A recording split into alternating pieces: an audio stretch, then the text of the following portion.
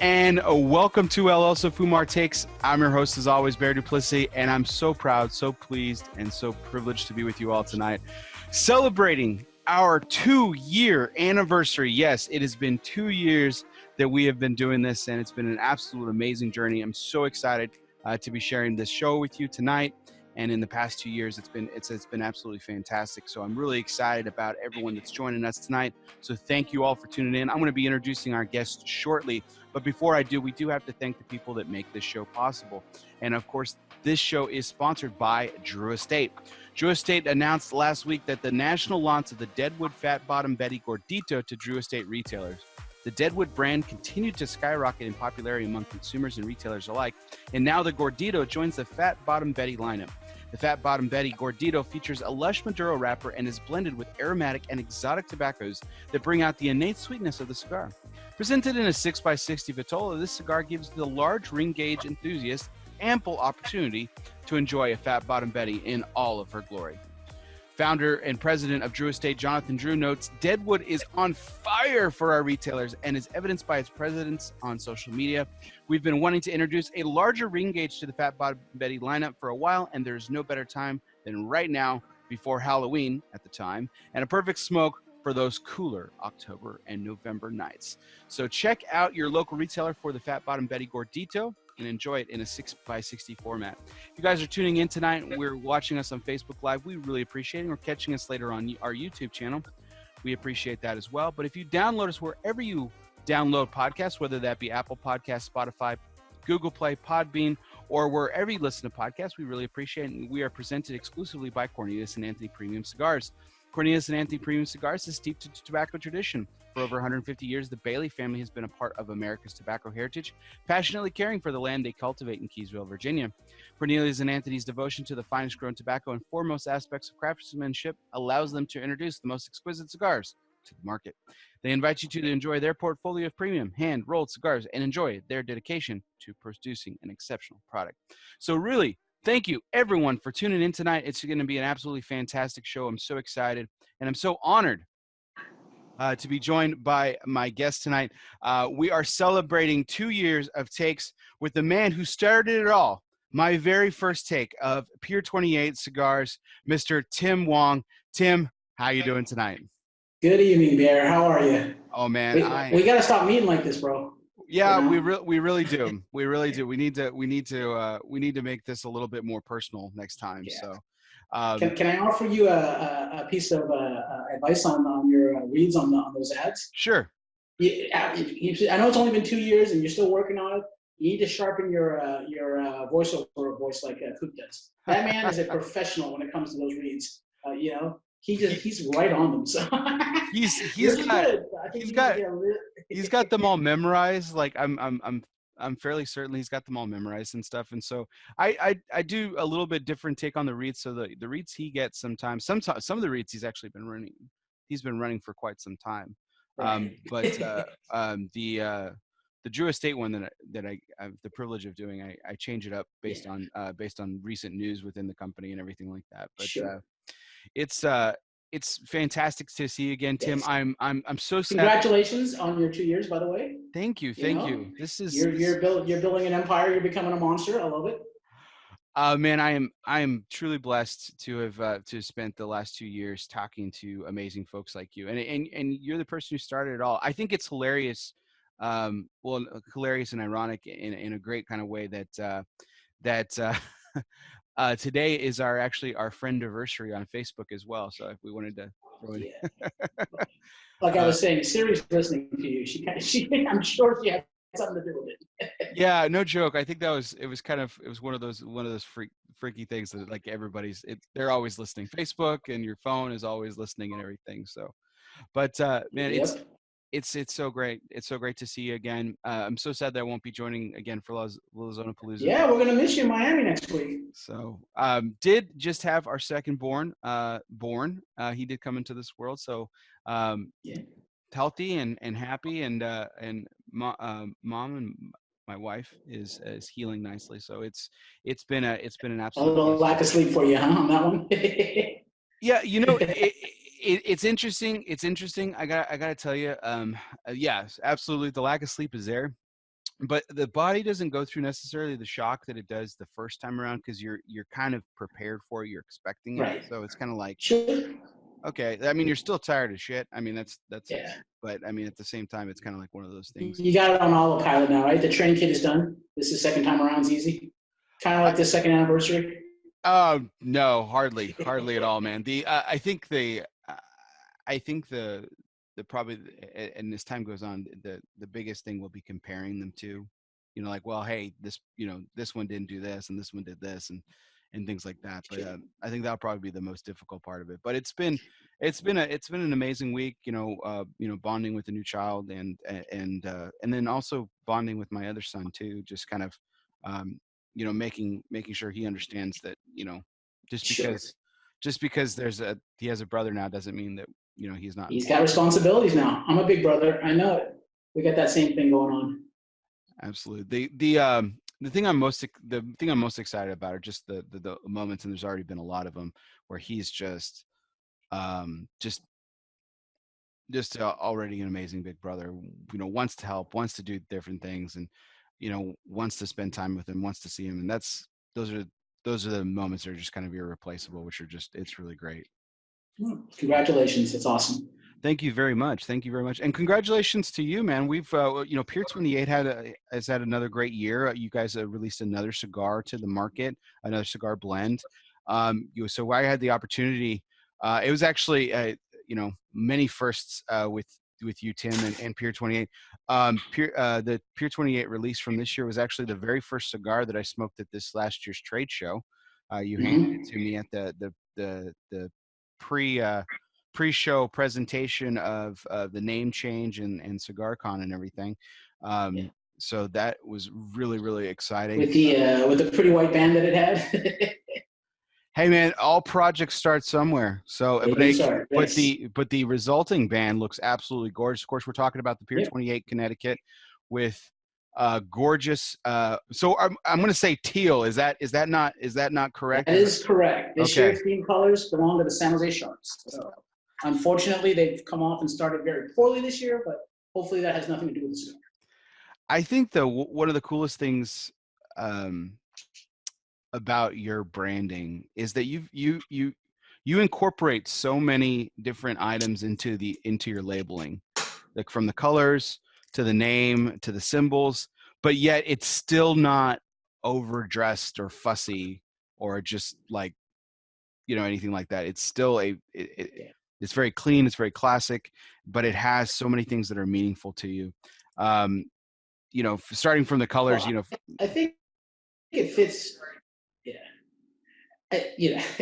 It fits who I am. Obviously, you and I have talked a lot, and one of the themes that I've tried to do with my brand is kind of give it a contemporary spin on classic. So whether that's the packaging, the blending, the sizes we're using, that's kind of the concept. I wanted to have that classic look and feel.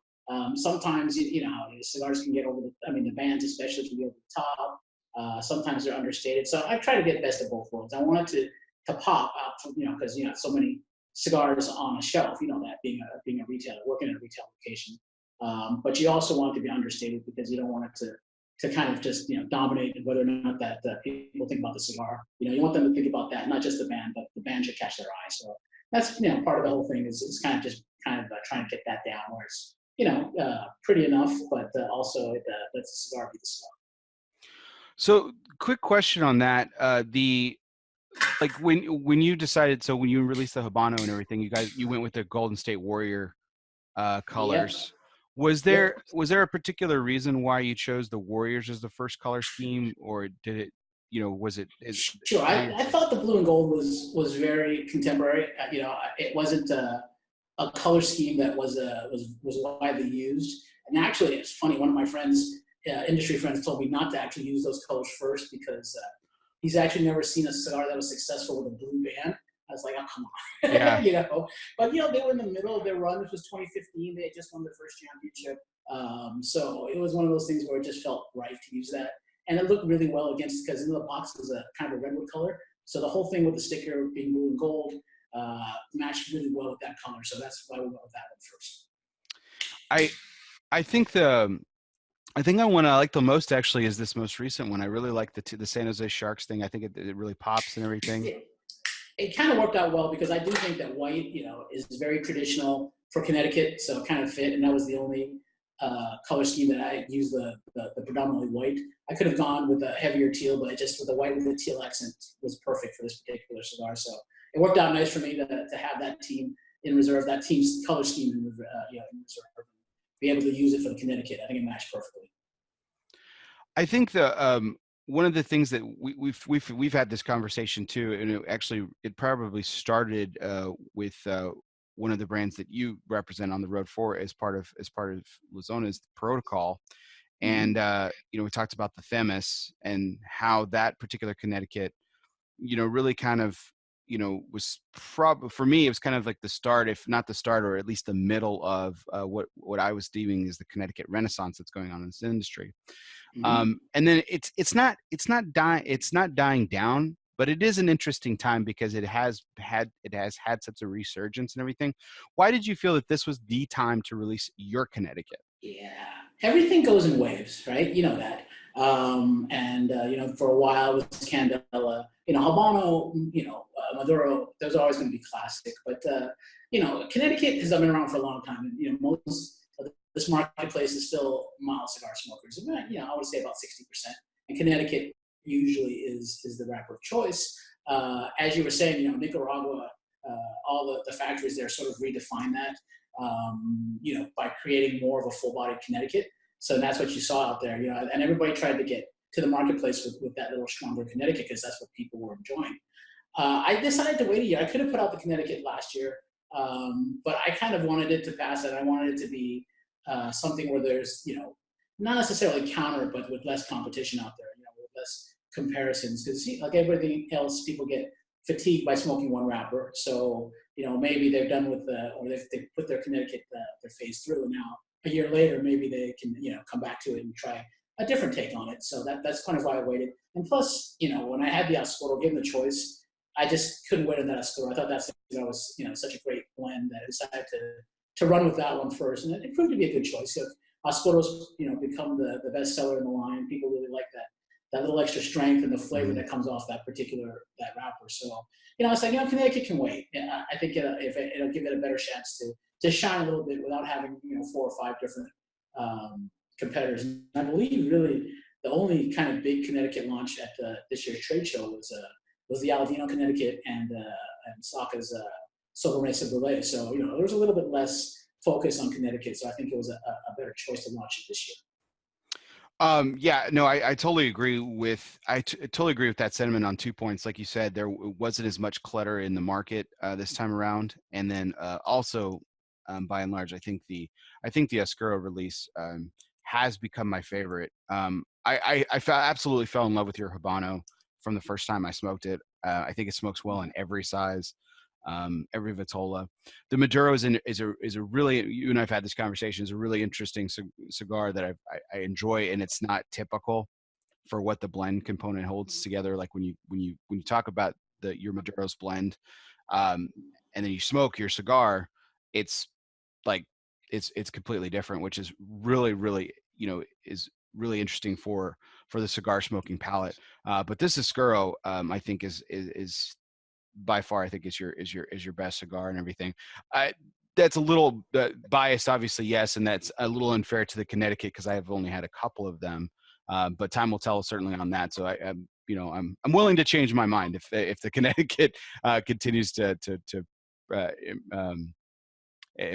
when I smoke more of them, improve and everything like that. So what would you say is your like defining characteristic of your Connecticut over? Not picking on anyone specifically, but just what makes your Connecticut different than others? Well, the concept actually it was kind of funny. When Saka announced his brulee, it was the same concept that I was going for. I wanted something that was going to land in between what we consider to be mild Connecticut, a traditional Dominican Connecticut, for instance, versus the new age Connecticut's that are medium to full bodied. So the concept was to kind of land it in the middle where it's a ton of flavor. I still think it carries the smoothness and that a traditional that's why people smoke Connecticut, is you want that creaminess, that smoothness, but not necessarily, with the Nicaraguan spice, Nicaraguan bite, because that's one of the things that the Nicaraguan Connecticut's have. And that's what puts them medium full sometimes, and they're still smooth, but it's hard to kind of to get away from that little bit of bite. So how do you get the concept best of both worlds, where you get the smoothness and you get enough flavor, but doesn't necessarily have, it's still Nicaraguan in soul, but not necessarily with bite. So that was kind of the concept I was looking for, somewhere in the middle. So again, it's a natural progression, right? Like a smoker will start mild, and then they'll go to medium, and then full body, and come back down, not necessarily to a more full flavored cigar. That's the evolution of most cigar smokers. That's sort of how I put the evolution of my Connecticut, because we've done the mild, we've done the medium full. Now let's come back and try and get a little bit of both with more flavor. You dial the spice and the strength down just a touch, and then you get best of both worlds, where you get the smoothness of a mild Dominican, but you get the body and the flavor of the Nicaraguan. One of the things I really thought was really exceptional about the Connecticut, and I don't know if you were like, just not necessarily if you were worried about it or anything, but when you handed it to me at the trade show, you did say, hey, they're smoking good, but they are a little young and everything. And that's the thing about Connecticut, is sometimes it has a tendency to be, even that even ones that have sat have a tendency to have kind of a sourness to them. But your cigar, at the quote unquote young age that it was, did not have that sour component to it. And it just really had some really beautiful flavors, and a lot of flavors that you don't necessarily see when you talk about those tobaccos that you highlighted. When you think about Connecticut shade, you think about creamy, you think about cedary and everything. And there certainly was notes and nuances of that. And then you have Nicaraguan tobacco, and you think, oh, you talk about pepper, and you talk about spice. And there were certainly components of that too, but there were a lot of other interesting nuances about it that I thought were really, really fantastic, and set it apart from a lot of other things. And I think that's a tribute to La Zona, to Eric Espinosa, to Hector Alfonso, that we have this catalog of tobaccos and the ability to kind of put them together in a way that, making the concept come to life is the hardest step, obviously. I can describe up the wazoo what I'm looking for and how I want to put it together, but you need to have the materials, and you need to have the intelligence and the blending ability to put that into practice. So, one of the things we did is, this is not a new concept, but it is taking a page out of some of the newer blenders. This particular cigar, to accomplish not having that bite, we took out all the headers, so all the binder fillers, or visos and secos. And me, from day one, I've said I love a sweet cigar, so it's easy for me to kind of say, hey, let's make the cigar sweeter, scratch it up, because that's what I like. And so I think that helps to kind of balance out the sourness that Connecticut can have. But, we've got, if you've ever smoked Espinosa's Crema, you know how nice our Ecuador Connecticut wrapper is. And it just, Themis has it as well. So, yeah, obviously, for the Themis, those guys like a stronger blend, so it has that kind of, that new age flavor to it. So, the combination of knowledge and tobaccos makes it easy to put together a cigar like this when you have an idea of what you want, and you've got the backing of and support of a good factory. So you mentioned Hector and Eric, of course, and those are two of the gentlemen that you work with at La Zona as part of Pier 28 Cigars, and you work with Eric in another capacity as well, and we'll get into that here in just a moment too. But the one thing I wanted to ask about working alongside with Hector Alfonso, Hector himself has said that he feels oftentimes, maybe I'm mischaracterizing his words, but not like a rookie, but certainly not, as experienced as a lot of the other folks out there. But yet, time after time, he puts out these incredible blends, and that's just that's his own personal humility. I mean, he'll tell you the story, right? He's a Miami-Dade cop. He's been one forever. He's on his way to retirement, and this is always, he's been a cigar smoker, and this was a hobby for him. And for him to, in the last 5, 6, 7 years, to become just this expert in putting together blends is a tribute to his willingness to kind of learn what he's picked up, how he sees the puzzle, how he puts it all together. And every time, he puts out another cigar, you can just see his confidence growing, because he's he's gaining more and more knowledge. His blends have become, very, very, just people have raved about him, and it just shows. And he'll tell you, in terms of other guys, he may not have a lifelong, where he's grew up in the business, and he was a farmer, and his family, he doesn't have that history, but his knowledge and the experiences put together in just a short period of time. You've smoked a lot of his stuff, he's just a natural at it. Yeah, I think that I mean, there's certainly a place for tradition and heritage and multi-generational worth and value into that. But I think that also I think it shouldn't be overlooked that if you truly are talented at something, not to let that be discredit you and everything. And I think that Hector, that's where Hector falls, because I think he's incredibly talented. He's found a niche that works for him. He puts blends that they're not one dimensional, and yeah, there are certain things that he tends to favor that obviously Eric and him tend to favor and everything. But he's proven that he can kind of break that mold a little bit. Like with the example of your Connecticut, it's different. It differs than the Themis. That's from another project that he did and worked on. It's different than the Crema as well. It's like, yeah, he's like that musician that's sort of just kind of getting to the forefront of popularity. Well, he's got a fantastic resources in that he knows everybody in this business. He's friendly with people. He bounces ideas off, and that shows too. I mean, I think that's a fantastic thing where he doesn't necessarily feel like it's got to be him all together. He has a network of guys he uses. He bounces a lot of stuff off, and I think that shows. It helps a lot. He's helped others, and again, all of that stuff just makes him a better blender at what he does. And I think relying and having that kind of knowledge base to tap is just fantastic too. So with that all being said, what's it like to work alongside him on some of these projects? Is it too much genius in the room? Is there too many, cocks in the hen house, too many cooks in the kitchen? What's it like? It's actually become a lot easier now that we've done 4 different blends. I know exactly, how he likes to work and vice versa.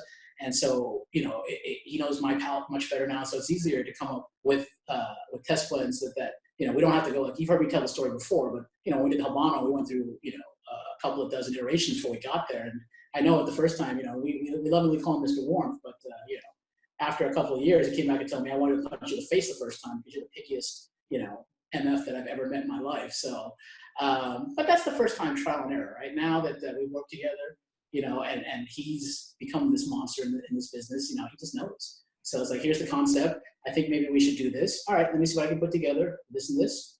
May make 1 or 2 changes, if anything. If not, we're right off the bat. The Connecticut came together as quickly as I've ever worked with him for. It was just spot on, right from the get go. So Hector, like I said, he's got a good feel for what I want to do, and I've got a good feel for what he needs, and it just it just works for us. I just getting to know you two over the years. I think that that's probably pretty accurate. That you guys probably work a lot better than some other people, some other folks that he has the privilege to work with. Excuse the helicopter. I'm outside, so we lovingly call that the Anaheim Sheriff's Patrol. So they're all looking for people right now. Yeah, the joys of living on the West Coast, where smoking is only allowed outside, and even then, not even always. So, right, and it's nice enough where I can still smoke outside. So, absolutely. I do want to, but like I said, I think that Hector has found a really great partner, and you likewise in each other, because I think, again, just getting to know you guys over the last couple of years. You guys really do have a really nice working relationship, an understanding, and I think you guys kind of have very similar visions too, as far as cigars and flavor palettes and things like that. So I think that it really works to you. Kind of to move into something else really quick. I would be remiss. You do live on the West Coast. I mean, how are you and your family? Is everyone okay with all the fires that are going on? Yeah, my family actually lives in San Francisco. Like I said, I'm a kid I'm a San Francisco kid, born and raised. They're far away from everything. They were not affected by any power outages, so we were blessed in that regard. Same with me. I live in Orange County. All the fires that are around were either Ventura, which is 100 miles north to me, or in the canyon, 50 miles south. So I haven't been affected by anything. But thank you for asking. No, Um, it's a huge state, but I know that you have family also on the West Coast too. I just wanted to make sure that everyone is good and safe and everything. So, um, so I you will tell you a funny story though, if you want. Eric Espinoza Jr., right? Eric's son. He comes out to work with me on a regular basis, and it never fails. If he's flying from Miami to come work with me somewhere, there's going to be some sort of natural disaster, and inevitably, I get a call from his family. It's like, are you taking him anywhere near the fire? I'm like, yeah, don't worry. I'm not going to drive him through the Ventura fire to go see the cigar store. But it never fails. Whether it's an earthquake, it's a fire. One time there was we were in Arizona, and I got a call from his dad. Hey, there's a serial killer running around, right? I'm like, I promise not to take him anywhere near any serial killer. So but there's always some sort of thing. But he's the prince of that family. So I mean, I love to hear that they're concerned about him. But I promise you guys, I will not drive him through a forest fire. Good call. Well, speaking of Eric Espinoza Jr. and of course the Espinoza family, yourself, Hector, you guys are actually gearing up for an event this week, and it's the event that we actually met at, and it is the event that ELOSOFUMARTAKES was born at. Was launched at, yeah. So in I remember. 2017, we launched. I still remember the wide-eyed look you had when you walked around that place. You were all new and shiny. It was incredible, man. It was an amazing event, really well run, and then just having everyone there, being Eric and all of you just being so generous, not only with your time but your resources, and just making everyone feel at home was just it's something I will never forget. And it was just an incredible experience. I really want to go back. I really do. I've told Eric this the last 2 years. I mean, we did plan on it, but we didn't time my son being born around this time on purpose. And then last year I had a day job commitment, unfortunately. But in the spirit of that, I did want to crack this bottle of champagne to celebrate 2 years and to celebrate the opening of Zona Palooza 2019 that will be happening this week. So, and for those of your audience who don't know, Zona exactly. Palooza is probably, I've done a lot of events across the country. It's one of the most unique things that I've been able to be a part of. I lovingly call it the Espinoza User Conference. We get about 100 to 150 people from around the country. It's invite only. The way to get into Zona Palooza is to, if you love Espinoza cigars, just post pictures. We're watching, and it's a chance for us to celebrate, our cigars, the smokers, the consumers who love the cigars, just our extended family. And so everybody descends to Miami. People are already there. It surprised me. It's a week before the thing starts, and guys are already showing up in Miami. But you come down to the warehouse. You get to hear Eric and Hector and all the family kind of speak towards the cigars.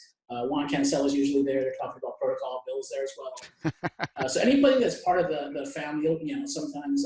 1 year when Cornelius and Anthony was there, we manufactured those cigars. But it's a chance to really kind of just get to up close and personal with us and enjoy cigars and for a chance for us to meet these guys that support us online, with all their photographs and all their reviews about the cigars and all the kind words. So, it's just a fun opportunity to kind of to get together with the extended family, and people get excited for it. So, it's become this big thing where people, like I said, they're showing up, half a week early just to come down to Miami, and we give them a golden ticket, and they get all excited. And even that was a big thing on social media. So it was kind of funny to see the reactions to the upcoming Zona Palooza. See, two thoughts there. I feel like I truly, while I experienced such an amazing time in 2017, I actually didn't experience a true Zona Palooza because it was San Juan Cancel, which apparently isn't really the full Yeah, he had to work experience. that weekend. But yep, yep. But the let's to go back to the concept of it, like you kind of described about what Zona Palooza is, but what was truly the and how one can become invited and be part of this experience. But what was the original Mhm. vision, and why did this how did this come to be? Yeah. Well, one of the things that Eric and Eric Jr. love to do is kind of give unique experiences. We are a company that's built on social media. We get a lot of love there. So how do we kind of bring those guys the guys that were supporting us that way closer to us? I think that was the concept behind it. Yeah. How do we get guys? And not everybody has the opportunity to go to Nicaragua or see the factories, but Miami, that's not so far for some people. So it was another way for us to kind of reach out and have a chance to kind of meet and greet with our customer base and supporters. And I think it's just kind of grown into a big party is more than anything else. I think that the concept of just being able to not only be with your like some of your biggest supporters, but celebrate them Yeah. is something that that a lot of companies in different forms and fashions have done, but not to the extent and not for the duration, and certainly not to the level of what Eric and you guys have done, because I think having it there, not only having it there at your headquarters, bringing in a community together of diverse individuals too. This isn't just like one group of people from one part of the country or from locally Right. there in Miami. I mean, I had the great fortune of meeting people from Kentucky, West Virginia, Hmm. from the West Coast. I represented Texas. Yep.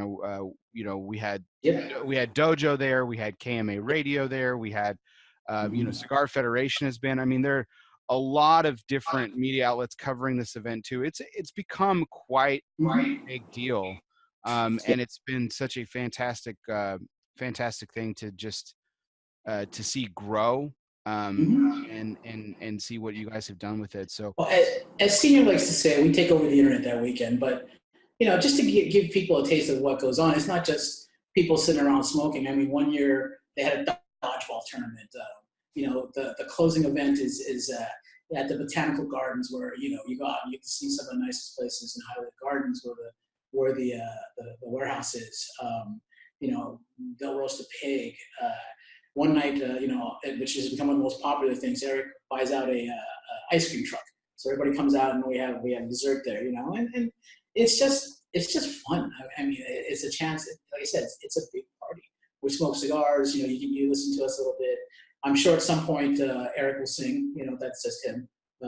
He loves to entertain. So yes. it's just like I said, it's a chance for people who share a passion for Espinosa cigars to meet and greet. I mean, one of the things that's developed that I took Eric to last year. He didn't even realize this was going on, but we have a host hotel over there. It's the Holiday Inn. And after we had closed up and everybody had gone for the evening, nobody wanted the party to end. So most of the guys who were staying at the Holiday Inn took over the second floor of the parking lot, and out there they were putting out lawn chairs, and they continued to smoke and have a good time. And so I tell Eric, hey, let's go by and say hello. He goes, what's going on over there? And we saw, you had 60 people there. It's like, oh my God, Eric, come join us, have a cigar. And he was, it's a funny thing. I'm like, you did this, and these people are here and having a good time because they're enjoying your cigars, and it's amazing to see that how that community's built, and this is sort of the key event to that. But the community that smokes our cigars comes together once a year, and it becomes an amazing golden party. It really is, and like I said, the diversity is probably the thing that I really most enjoy, in the fact that there are so many different cigars. For a smaller factory, Lizona produces some of the finest cigars for a really, like, again, not to keep beating the word to death, but a really diverse portfolio. And it's a conversation that Hector and I have had actually on this show. and the challenges that come with that. And that's, that's no small feat. And what you guys have accomplished has been something truly great. So really, really, really exciting to see what Zona Palooza 2019 will come in, and hopefully, crossing fingers, I will make my return to Zona Palooza 2020. Yeah. So, but Well, we can actually do this right in person, huh? Next year. exactly, yes, we will have to celebrate. So, I am wearing my shirt from the event 2 years I ago. can see that. But That's so awesome. 2 years, in the grand scheme of things, is a very short time. But in that time, I've done 95 of these takes. You were the first one. You were also the 52nd one, where we celebrated our first anniversary. And now we're doing 95 with our But second. who's keeping score? So no, not at all. But in the grand scheme, 2 years isn't really that crazy of things. But in 2 years, we've seen a lot change in this industry. I want to go back to from the Pier 28 perspective. Other than the addition of Oscuro in Connecticut, and maybe that's all that it is. What have you noticed about your own brand, and what have you seen in the last 2 years that has changed the most for you? I think it's that it's sort of kind of following to plan, I guess is the best way of saying. I've always said that I wanted to grow organically. I'm not that guy that is very good at necessarily, tuning my own horn. I don't do a lot of social media. I always get that as a critique. I'm not out there as much, but it's rewarding for me to find guys who are taking the. Anytime I see somebody who's running one of my cigars on social media and taking a picture, it's rewarding for me for that. I see more of that now, especially with the Oscuro. That cigar has been Dojo made it the Underground Cigar of the Year last year, which I appreciated them for. But people are finding it and they're smoking it and they're saying this is a fantastic cigar. So that's all I've always wanted to do, is kind of get that cigar out there so people can find it. And if they do, we've had this conversation. I think that the bond of that cigar is stronger when they find it on their own. And so that's starting to happen. And to me, that's that's been the most rewarding thing. Is that when I walk into a store and someone introduces me, oh my God, I smoked that cigar. It's fantastic. You're the guy. I'm like, yeah, thanks. It's happened a handful of times where I've just been sitting there and a guy walks in and asks for a Pier 28. So again, that means it's out there and the people are finding it, and that's really all I can ask for at this stage, because I've kept my day job, so and I do. Probably not nearly as much self-promotion as I would like, but people are finding the cigars, and that's all I can ask for. I think that I have seen it from my perspective. I have seen Pier 28 grow in that regard, and I think the portfolio expanding certainly has something to do with that. But I think that the Oscuro in particular, like you said, it's your number one seller now. It really took the portfolio to a different level, offering something that I think is truly unique and just absolutely fabulous.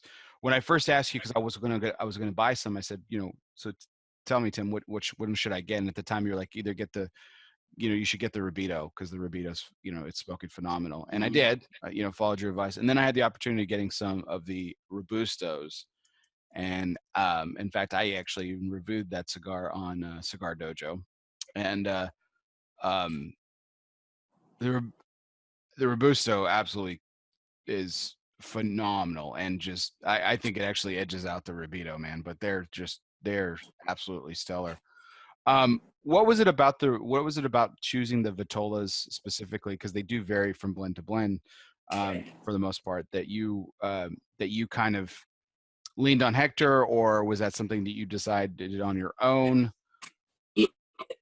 No, that's more on my. The sizes have been my choices, and a pattern has sort of emerged now. Now that there's 4 releases, and my philosophy has always been to keep the blends to a small number of facings to make it retail friendly. Because sometimes when you have 6, 8, 10, 12 facings in one blend, it's hard for a retailer to pick and choose. So what's developed is, and I follow this pattern, is because it's worked well since the Habano days, is there's always a small ring gauge size. And that's, I'm a small ring gauge smoker. So, there's always something 46 or less.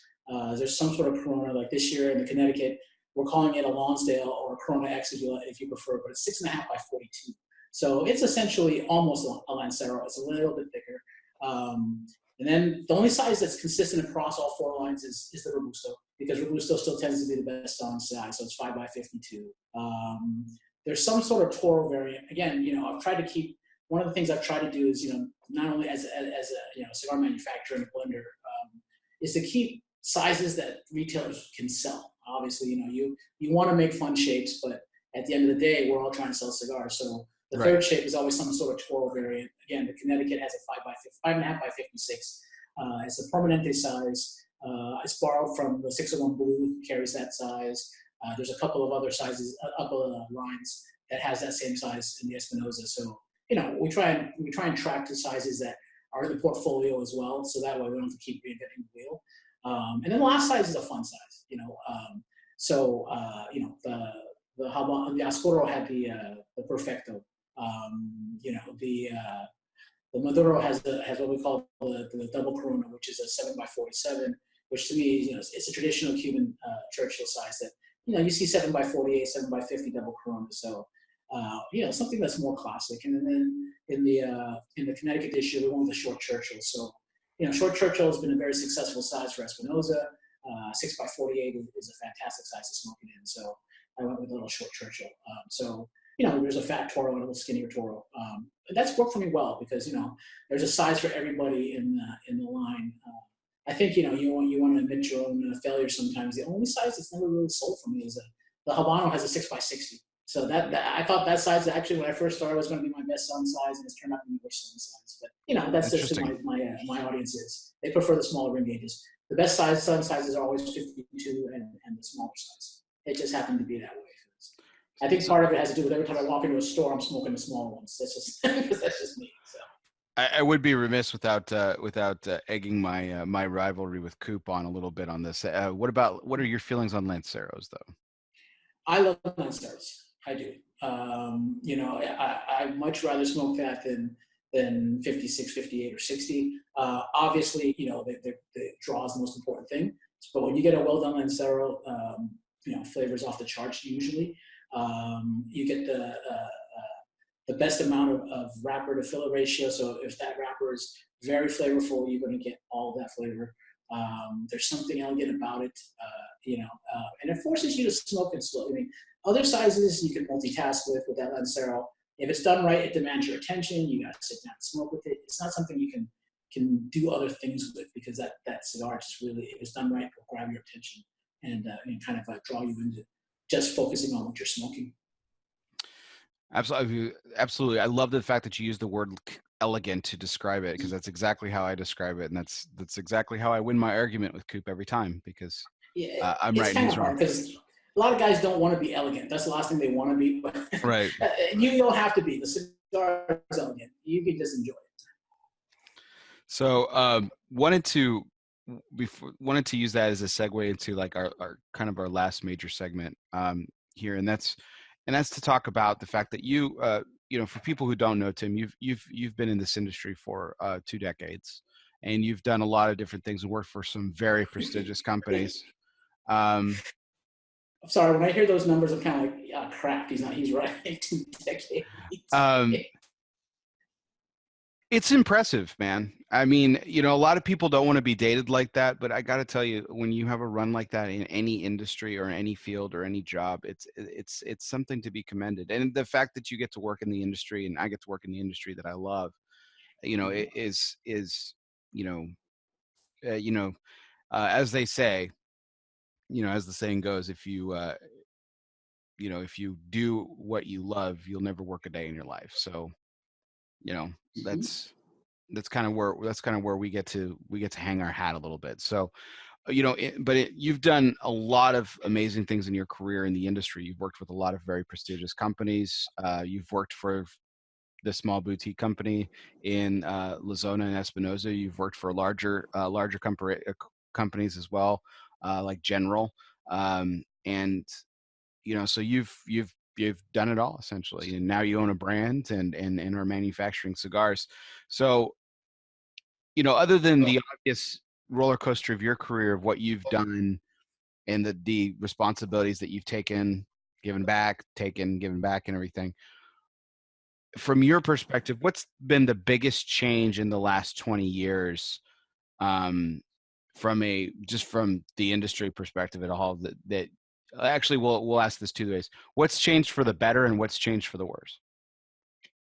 It's interesting. For the better, I think it's the barriers to entry to putting a cigar to the market have changed dramatically. It's easier.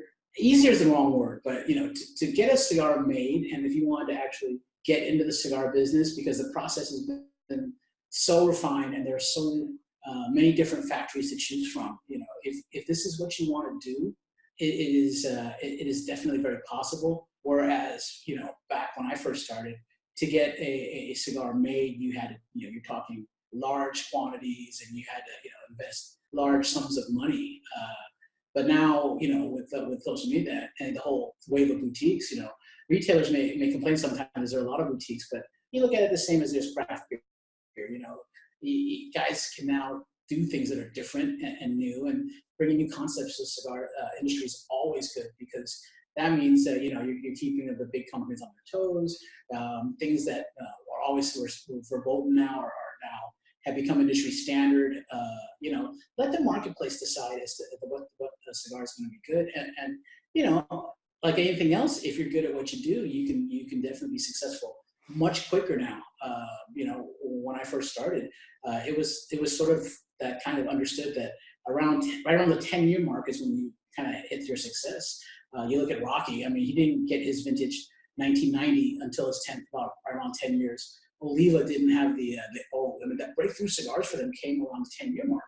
Now, you got guys who are right out of the chute. Their first blend, second blend are getting a lot of love, and obviously it's a lot shorter time, because and vintage 90 are still Titan brands. Whereas now, if you launch something and it's successful, 6 months from now you're on to your next thing. That's sort of like you're saying. What's changed for the negative is now, with so much new product coming on, people have shorter attention spans, right? It's harder to build a longer lasting brand because there's so much choice. People move on to the next cigar very quickly. So to maintain shelf space and to get that kind of home run brand is much harder now. And in fact, you've got to continue to put new product on the marketplace until that cigar kind of comes. So that causes a lot of confusion with consumers. There's a lot of cigars to choose from. So that's how things have changed a little bit to the negative. And you put out a brand, you work your ass off to put that blend together, to get the packaging together. It takes off a little bit, but 6 months to a year later, the industry's moved on, or the consumers have moved on to another brand, and that's kind of hard because now brands almost become disposable, for lack of a better word. What do you think that's going to land as far as from your perspective, with the deeming regulations of the FDA? So like, I don't want to speculate on to the degree of the rules, if they'll pass, as they currently stand, if they'll pass stricter, if they'll pass a little softer. I don't want to necessarily speculate on that, but just from your perspective, Tim, like will that kind of be a course correction of this overproduction and this kind of what's new that's kind of has kind of flooded the market without establishing that Titan brand, so to speak, as you kind of mentioned? Do you think that might serve as a course correction? I'm torn. Obviously, as a newer brand owner, I think that it's patently unfair to pick an arbitrary date like February 2007 to be the predicate date, and to say everything in the last 12 years is different from anything prior to that, and subject to a different set of regulations. It was absolutely asinine to say that. And I don't think necessarily a course correction is necessary. This is where the business has gone. I mean, if we are to say we're a free market and a capitalist society, you go where the market takes you. And right now, this is where it is. It's a little bit harder for larger companies to adapt to this. I mean, I knew this in general. It's a big, gigantic aircraft carrier, and to move it this much takes years. But I think that it's having an effect, and I think in a positive way. You look at what Altadis in general are doing now. They're doing collaborations with companies. AJ has built an empire around this, and Espinosa's got a blend coming out with General Cigar as well. So they're seeing that there is value to what the boutique companies are doing, and they're trying to kind of tap into that a little bit as well. So I think that again, those are things that it helps create innovation, and the more things that are new, even if 9 ideas don't stick, if one does, that means something has fundamentally changed. And that's a good thing, because how this industry is. It's wrapped up in tradition, which is great. You need that kind of stuff. It gives us the artisan nature of the product. It gives us a lot of history, but taking it in a different direction doesn't necessarily indicate a bad thing. It just gives the consumers more choice, and that's always, in my opinion, a good thing.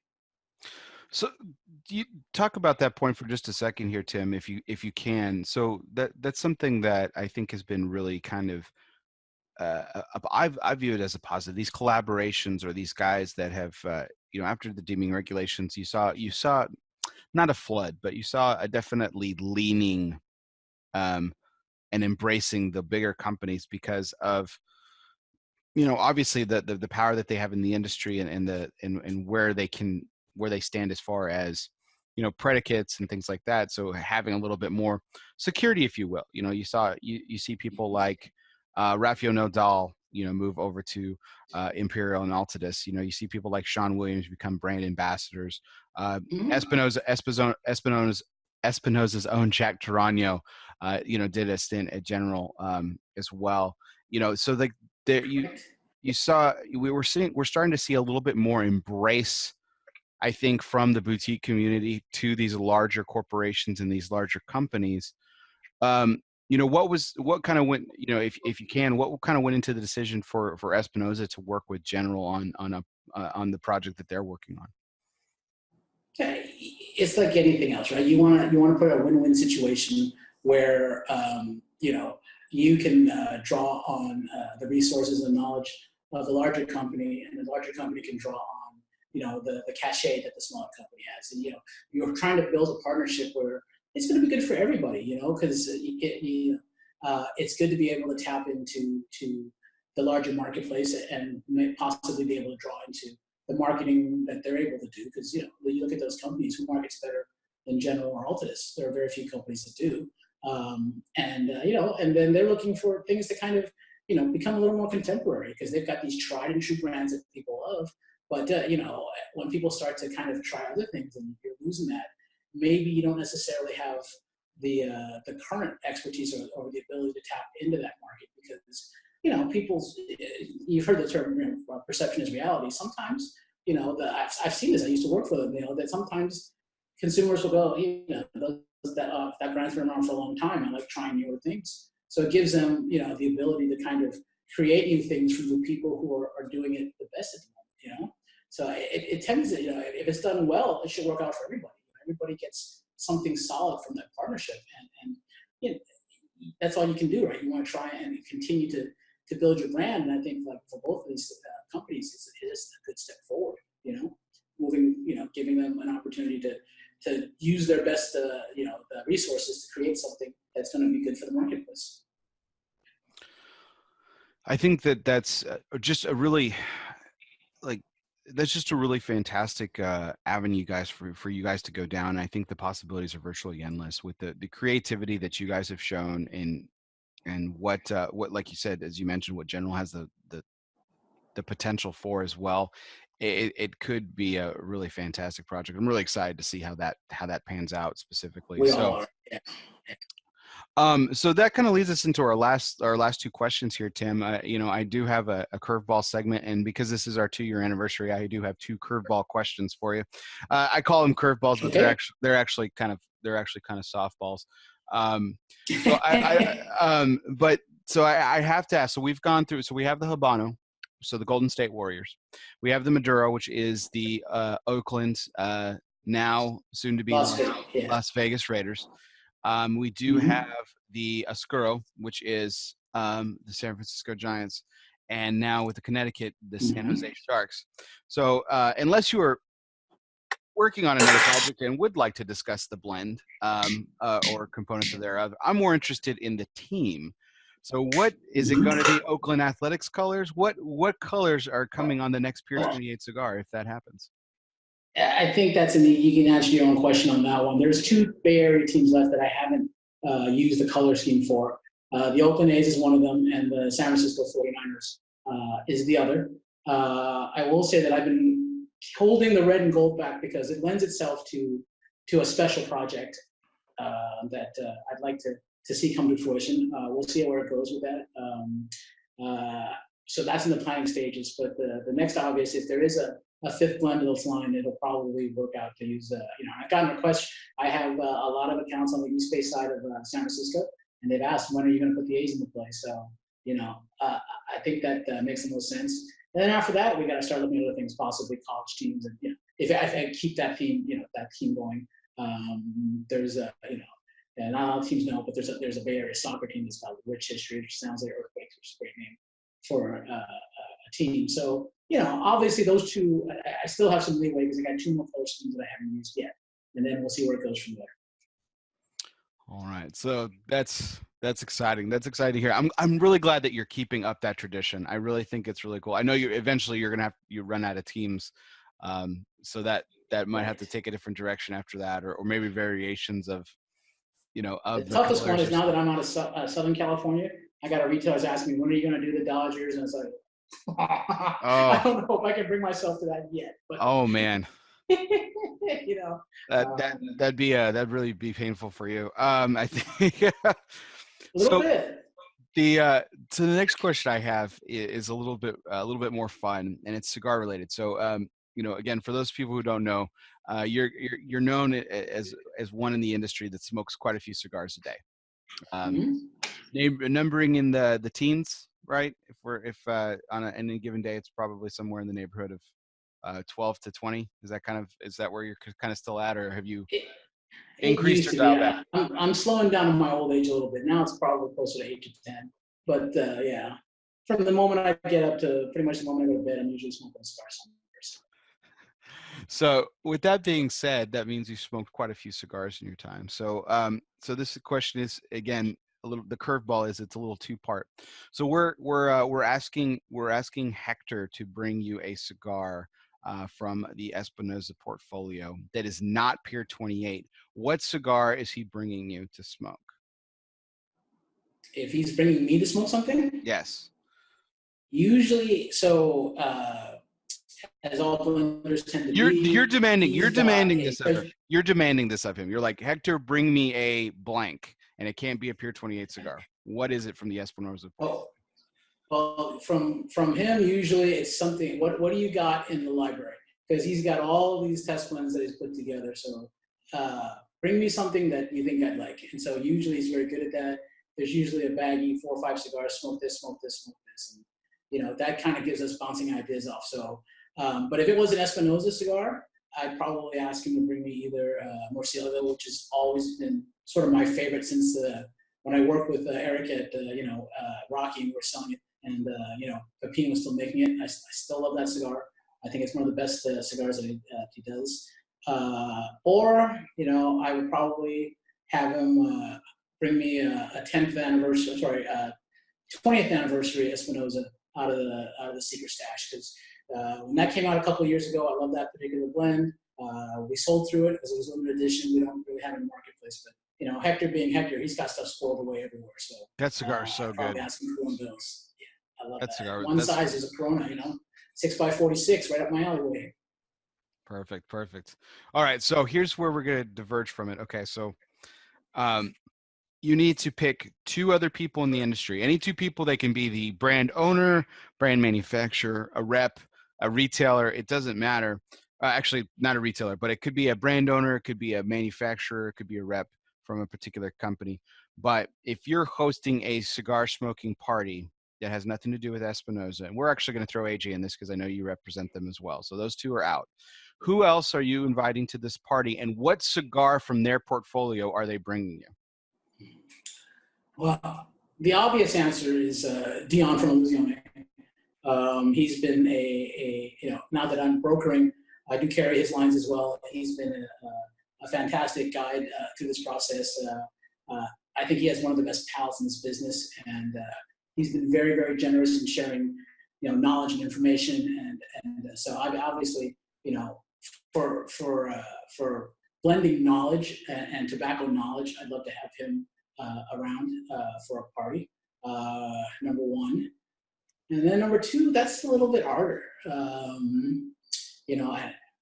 Normally I would say Eric and Hector or AJ, but you've excluded them from the blending purposes, huh? Exactly. So so there's got to be another one. And foolish me for not mentioning Dion, because I know you represent him as well. But the anybody else?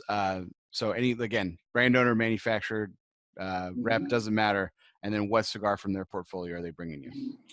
I'll go a little bit off the board here. I enjoyed my time with Rick Rodriguez in general. One of the I think one of the most creative minds. Since he's taken over CAO, he's had some fantastic stuff, and I'm going to pull one of his obscure blends out just because I enjoyed it. It never really sold, but I thought it was one of the best blends that he put together. It was the CAO Columbia, and I smoke a lot of medium body, mild to medium stuff, full flavor stuff, and that cigar was right up my alleyway. I smoked a ton. I tried to push that just because I liked it. I mean, Flathead was fantastic because it came out the same year, but I thought the Columbia was just a fantastic cigar. When I find it, I still smoke it, today. So I think he'd be fun to talk with. And Ricky's a character. I think he's a fantastic guy to kind of, Can I add a third just for storytelling? Yeah, absolutely. Please. I still to this day, old man Carlos Torano. He would tell some of the best stories in the business, and he was fantastic to hang out with. So just for stories and color for comedy, I think the old man would be great to have there because his stories were fantastic. And it he was fun to travel with when I first started. It taught me a lot about the business as well. So, what cigar from the Torano portfolio would you be smoking? Signature Perfecto, Brazilian Mata Fino wrapper. It was a traditional double torpedo. I smoked more of those than anything. You can ask Charlie. He's always like, "Why do you keep picking this cigar?" I was like, "It's what I love." When I find them on the road occasionally, I will still buy them. There's still a handful of them out there. So if you ever get your hands on a Signature Perfecto, try one. Fantastic cigar. I always thought that cigar was really good. I agree with you too. The CAO Columbia was really overshadowed, I believe, because I think that was a really good. I think that was also a really good cigar as well. And then what was your pick from the Illusione portfolio? My favorite cigar in the entire portfolio is the Epernay Le Grand. It's a 6x46 size. I smoke that cigar every day. One of the things that when I joined Illusione, I was talking to Dion. I was like, "You do realize that I smoke probably more cigars than the average rep?" And his response to me was, "You can smoke all the Illusione you want." Like, you can't untext me that. You're screwed now. So he's been very kind to share that cigar with me. That's one of my favorite everyday cigars to smoke.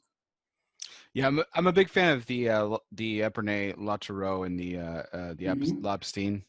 And I'm not normally a torpedo guy, but the L'Aubustine is fantastic. I'll smoke any size in that line. That's my favorite line in the portfolio. It's truly good. Which reminds, did you get the 10th anniversary Diosa at the store yet? No, not yet. All right, when you get that cigar, try that. It's off the charts. Fantastic. I'm looking forward to it. But Tim, I really just want to tell you one last time, I really appreciate your time this evening. It's been absolutely fantastic catching up with you. So there is one thing I'd like to mention that we didn't get to. I did get a secret squirrel release of the Pier Habano Lanceros out. It was a short run. There's only 100 boxes. Again, didn't do much advertising around it. It's out there. If you see it, I think it's going to be a complete sellout. So there'll be more coming, but it may not be till Q2. But if you can find some, get your hands on some, fantastic. It is an excellent cigar if you smoke Lanceros. Yes, exactly. I was opening the door for you when I talked to you about my little jab at Coop for not liking Lanceros and everything. So I forgot to mention that. Yeah, so the Pier 28 Habano Lanceros available in limited quantity. See your favorite Pier 28 retailer, or just text him or Facebook message. Yeah, find me on Facebook. I usually answer pretty quick. So and I bet that cigar is phenomenal in Lancero. Like I said, I really enjoy that blend. The Oscuro's definitely. If you were to show up in Miami, I'd have some for you. I'm tempted. See them for a day. I'm tempted. Yeah. I'm absolutely tempted. But I want to thank our audience so much for joining us this evening. It was a fantastic. It's not champagne, but congratulations to you, Bear. Cheers. Thank you, sir. 2 years, man. And here's to many more. Appreciate that. Salute. And it wouldn't have taken place without you and Eric and Hector. Fernando Zacharias was one of my first guests. Eric Jr. tried to be my fourth guest. He was sick that week, and bless his heart. He came back and was a formal guest later on in the show. But I've had absolutely some tremendous guests. They've been incredible. My partner on Cigar Coop Primetime, William Cooper, has been an incredible person to work with. Been really supportive in everything that we do here on ELOSOFUMAR Takes. And I've had such amazing guests like you, Tim. Some that have returned, some that have just appeared once. And I'm truly grateful for every single one of you because of all the time that you give me. Especially, this is a great time slot because people are home, but it's also a bad time slot because people are home. And with all the travel that people do in the cigar industry, it really, time with family is very, very valuable. And the fact that you guys give it to me Sunday evening after Sunday evening is really, really something that I will not forget, and I truly, truly, truly appreciate. I do want to say a thank you as well to all of our guests that we've had over the last 2 years. I know this sounds a little tedious, but I think it is worth noting. While the list is still relatively small, over 2 years, it's still very distinguished, and I do want to say thank you to those people. So, of course, our first take, as I mentioned, is our take 95 and our take 52 guest, which of course was tonight's guest of Tim Wong. Definitely want to thank Fernando Zacharias, Hector Alfonso, Eric Espinosa Jr., Boston Jimmy, Chris Noteboom, Aaron Loomis, Bill Ives, Brandon Luna, Melanie and Anthony Cantelmo, Eric Tormson, Nicholas Jimenez, Phil Schmitz, Terrence Riley, Trey Andrews, Miguel Shodell, Eric Gustafson, Enrique Cejas, Skip Martin, Rob Rasmussen, Patrick Vivallo, Nate McIntyre, Jim Stanko, Juan Cancel, Kim Jackson, John Carney, Casey Hogan, Spencer Drake, Grace and Gabe Alvarez, Paul Costo, Brian McGee, Dr. Gabby Caffey, Klaus Kellner, Chris Topper, John McTavish, Mo Molly, Rainier Lorenzo, Kyle Schmeltzley, Richie Otero, Jared Trudeau, Mike Bellady and Barry McDonald, Tom Lazuka, Juan Martinez, Eric Espinosa Jr., who made his appearance, Trip Waldrop and Dennis Fang of Cigar Federation, Jeff Borshowitz, Luis Cuevas, Andrew Brennan, Jack Heyer, Robert Holtz, Seth Geis, Mike Rosales, Antonio Gomez, Stephen Bailey, Omar DeFrias, Jose Blanco, Robert Caldwell, Matt Ty, Casey Johnson, Fabian Ziegler, Carson Sereno, Scott Colasaire, Brady Hayek, Mike, Cigar Hustler Mike, and Benjamin Holt, Matt Booth, Justin Andrews, Zev Kamenetsky, Kurt Kendall, Michael Giannini, George Rico, and Spencer Drake, and Jason Loyce, and Garrett Robertson. So, long, tedious list. Thank you so much for everyone who's stayed with me there. But I truly, truly appreciate everyone that has been on the show. Here's to the next 95 takes, the next 2 years, and we've got something very special for Take 100 that'll be coming to you in December. So stay tuned for our list of guests. I really, really appreciate it. Tim, again, cannot thank you enough for everything tonight. Thank you so much. Anytime, Bear. Anytime. All right. I appreciate it. For all of you out there, thank you. Continue to post your likes, shares, comments, subscribe, review. Check us out wherever you listen to podcasts, because you're listening to us exclusively because of Cornelius and Anthony Premium Cigars. Check out our YouTube channel and our Facebook page, and we'll always be here Sunday night live at 9:30 p.m. Central with a fantastic take from one of our many guests.